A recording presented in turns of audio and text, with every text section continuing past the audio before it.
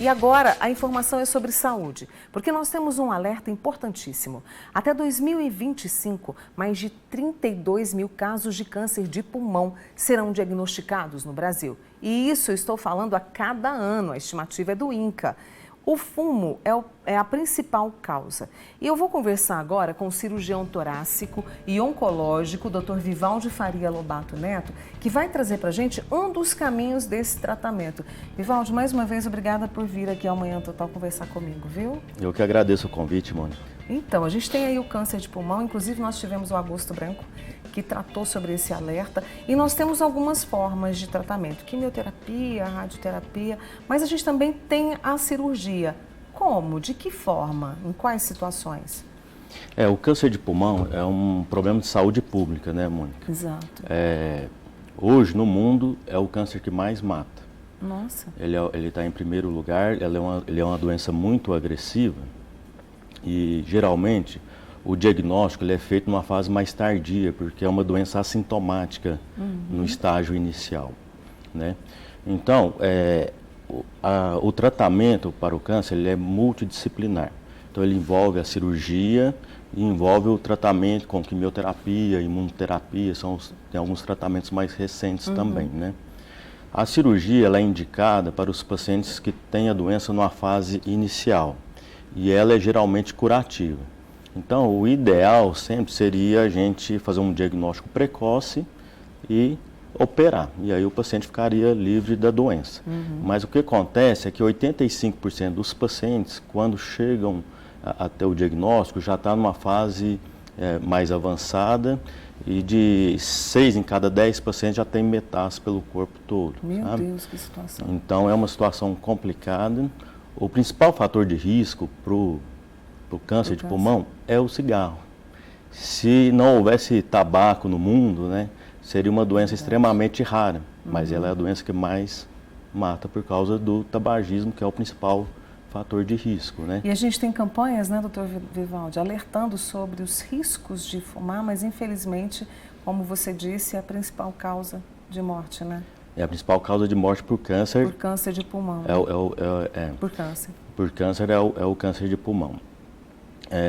Para quem fuma, para quem tem o fator de risco, hoje em dia existe um exame para a gente tentar detectar ele mais precocemente.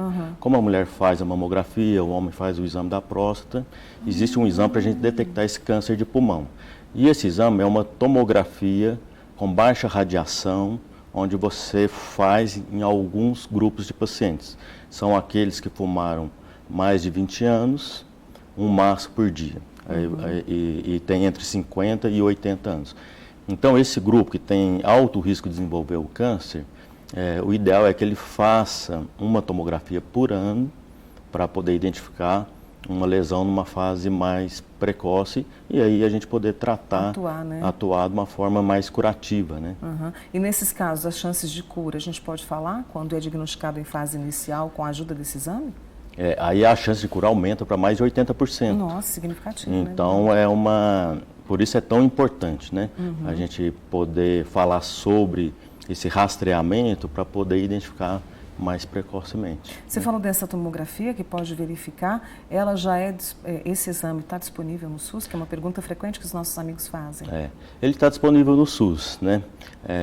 Então, é importante sempre o paciente, quando chega no médico, e que tenha tido esse histórico de ter fumado por esses anos, é sempre importante ele conversar com o próprio médico, para o médico solicitar, né?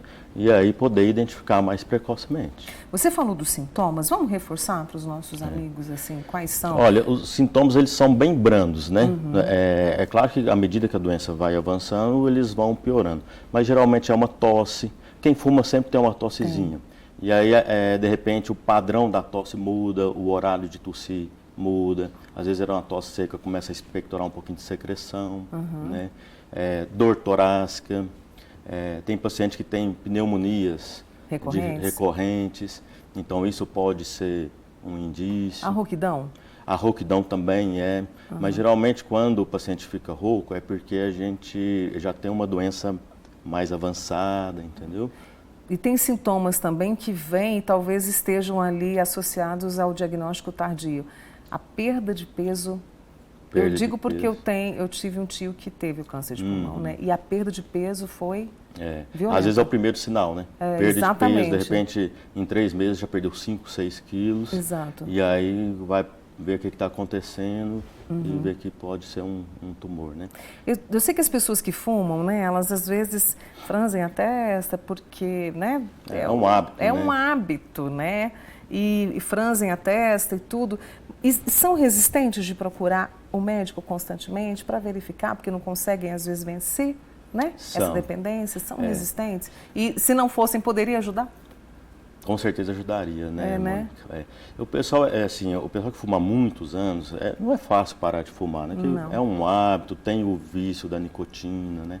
Então, isso dificulta muito. E isso associado, às vezes, ao medo, ao receio de identificar uma doença mais grave, né? Então, acaba deixando, não procura uma ajuda médica, uma ajuda de uma equipe multidisciplinar, que eu acho que é importante para ajudar a parar de fumar, né? Você falou que a principal causa é o fumo. Aí as pessoas logo associam ao cigarro. E o cigarro eletrônico?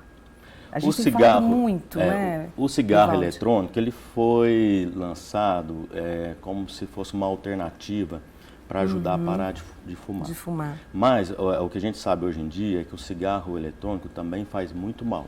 Ele tem nicotina, tem algumas substâncias tóxicas e a gente acaba inalando o vapor do cigarro. E as partículas entram, então, mais profundamente no pulmão. E, então, ele também tem causado vários problemas. Os mais recorrentes são inflamações graves no pulmão, né? Ao ponto, às vezes, a maioria do que fumam são jovens, né? E, às vezes, esse jovem entra em insuficiência respiratória, vai para a UTI, é entubado. Então, tem sido recorrente. Então, não é uma prática adequada usar o cigarro eletrônico para poder ajudar a parar de fumar. Eu tenho aqui algumas pessoas participando comigo, Vivaldi. Qual o risco para quem masca o próprio fumo? O tabaco, em geral, ele faz mal, independente se você está inalando ele, está mastigando ou usando de outra maneira. O risco de mastigar o fumo é dar câncer de boca. Laringe. Porque aí o tabaco fica ali, e o tabaco é tóxico e ele interfere nas células.